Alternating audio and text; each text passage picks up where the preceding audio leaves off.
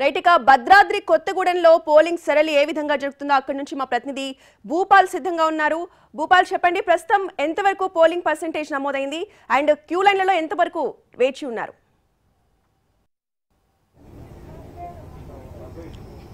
రోజా, ఇప్పటివరకు అంటే భద్రాద్రి కొత్తగూడెం జిల్లాకు సంబంధించి పోలింగ్ ముగిసిందని చెప్పాలి. ఎందుకంటే 4 గంటలకే ఇక్కడ పోలింగ్ ముగుస్తుంది. ఈ భద్రాద్రి కొత్తగూడెం జిల్లాలో 5 అసెంబ్లీ సెగ్మెంట్లు ఉన్నాయి. ఈ 5 అసెంబ్లీ సెగ్మెంట్లు కూడా ఇప్పటివరకు జరిగిన పోలింగ్ సరళి పరిస్థితి దాదాపుగా ఇంకా అధికారికంగా ధృవీకరణ జరగలేదు, కానీ 70% పైగానే పోలింగ్ నమోదైందని చెప్పుకోవచ్చు. 2019 ఎన్నికల్లో కూడా ఇక్కడ 66.94% నమోదు కాగా ఈసారి మాత్రం ఈ 5 నియోజకవర్గాల్లో సంబంధించి అంటే 5 అసెంబ్లీ నియోజకవర్గాలకు సంబంధించి 70% పైగానే పోలింగ్ నమోదవుతుంది పరిస్థితి. అంటే నక్సల్స్ ప్రభావిత ప్రాంతాలు తెలంగాణ జిల్లాలో 13 ఉండగా అంటే 13 నియోజకవర్గాలు ఉండగా కేవలం భద్రాద్రి కొత్తగూడెం జిల్లాలో 5 నియోజకవర్గాలు ఉన్నాయి. పినపాక, ఇల్లందు, అశ్వరాపేట, కొత్తగూడెం, భద్రాచలం. ఈ దీంట్లో నక్సల్స్ ప్రభావిత ప్రాంతం కావడంతో పోలింగ్ సంబంధించి ఈవీఎంలన్నింటినీ మళ్ళీ కూడా కౌంటింగ్ కేంద్రాలకి తరలించాలి. ఆ తరలించే సందర్భంలో కొంత ఆలస్యం అవుతుంది. నక్సల్స్ ఎటువంటి అవాంఛనీయ సంఘటనలు చేపట్టే అవకాశం ఉంటుంది. వాళ్ళు మొదటి నుంచి కూడా ఎన్నికలు బహిష్కరించమని పిలుపునిస్తున్న విషయం తెలిసిందే. ఆ నేపథ్యంలో ముందే పోలింగ్ అంటే చీకటి పడక ముందే ఈవీఎంలు తరలించడం కోసం ముందస్తుగా 4 గంటలకే పోలింగ్ ముగిస్తున్నారు. అంటే మిగతా ప్రాంతంలో 6 గంటల వరకు పోలింగ్ ఉన్నప్పటికీ నక్సల్స్ ప్రభావిత ప్రాంతాల్లో కేవలం 4 గంటలకే పోలింగ్ ముగిస్తున్నారు. ఈ నేపథ్యంలో ఇప్పటి వరకు భద్రాద్రి కొత్తగూడెం జిల్లాలో మొత్తం కూడా 70% వరకు కూడా 70% పైగానే పోలింగ్ నమోదైన పరిస్థితి ఉంది. ఇంకొంచెం అధికారికంగా పూర్తి సమాచారం జరగబోతుంది. అయితే 3 గంటల వరకు మాత్రం చూసినట్టయితే ఇల్లందులో 61, అదేవిధంగా భద్రాచలం 60, పినపాక 60, కొత్తగూడెంలో 62. అంటే మిగతా ప్రాంతాల కంటే పట్టణ ప్రాంతాల కంటే కూడా భద్రాద్రి కొత్తగూడెం జిల్లాలో గ్రామీణ ప్రాంతాల్లో ఎక్కువగా పోలింగ్ నమోదు అయిన పరిస్థితి మనకు కనపడుతుంది.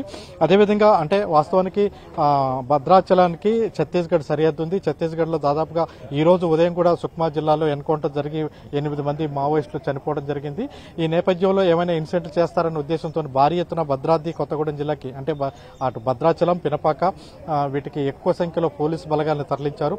ఇప్పటివరకు అయితే ఎటువంటి ఇన్సిడెంట్స్ నమోదు కాకుండా ప్రశాంతంగానే జిల్లా వ్యాప్తంగా పోలింగ్ నమోదైన పరిస్థితి. ఇక ఖమ్మం జిల్లా విషయానికి వచ్చేసరికి ఖమ్మం జిల్లాలో ఇప్పటి వరకు 63% నమోదైన పరిస్థితి. 4 గంటల వరకు 63% పోలింగ్ నమోదైంది. ఇందులో కూడా అశ్వరాపేటలో దాదాపుగా అశ్వరాపేట సెగ్మెంట్ లో 68% నమోదైంది. రూరల్ ప్రాంతాల్లో బాగా ఎక్కువగా నమోదవుతుంది. అయితే మిగతా అన్ని ప్రాంతాల్లో అంటే ఖమ్మం నియోజకవర్గానికి సంబంధించి పార్లమెంటు నియోజకవర్గం సంబంధించి 7 అసెంబ్లీ సెగ్మెంట్ లో ఒక ఖమ్మంలో మాత్రమే కొంచెం స్వల్పంగా తక్కువగా పోలింగ్ నమోదవుతుంది. అంటే 51% ఖమ్మం అసెంబ్లీ సెగ్మెంట్ లో నమోదైతే మిగతా అన్ని చోట్ల 67, 68, 69 ఇట్లా నమోదవుతూ వస్తున్న పరిస్థితి. ఎక్కువ శాతం నమోదవుతుంది. ఇక్కడ కూడా అంటే సాయంత్రం 6 గంటల వరకు అంటే ఇప్పటి వరకు దాదాపుగా ఉదయం నుంచి చల్లబడ్డప్పటికీ మధ్యాహ్నం 12 గంటల తర్వాత కొంత ఎండ తీవ్రత ఎక్కువగా పెరిగింది. అందువల్ల ఓటర్లు కూడా బయటికి రావడానికి కొంత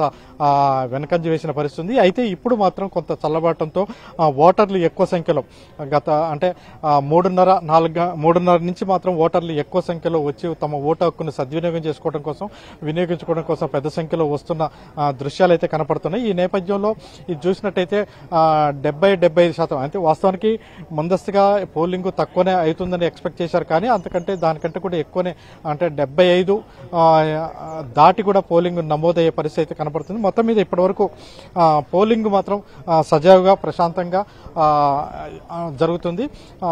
భద్రాద్రి కొత్తగూడెం జిల్లాలో 5 నియోజకవర్గాల్లో పోలింగ్ ముగిసినప్పటికీ అదేవిధంగా ఖమ్మం జిల్లాకు సంబంధించిన ఖమ్మం జిల్లాలో ఉన్న 5 నియోజకవర్గాల్లో సాయంత్రం 6 గంటల వరకు పోలింగ్ కొనసాగుతుంది. రోజా, భూపాల్, అయితే గతంతో పోలిస్తే ఇప్పుడు జరిగిన పోలింగ్ సరళిపై మీ కామెంట్ ఏంటి?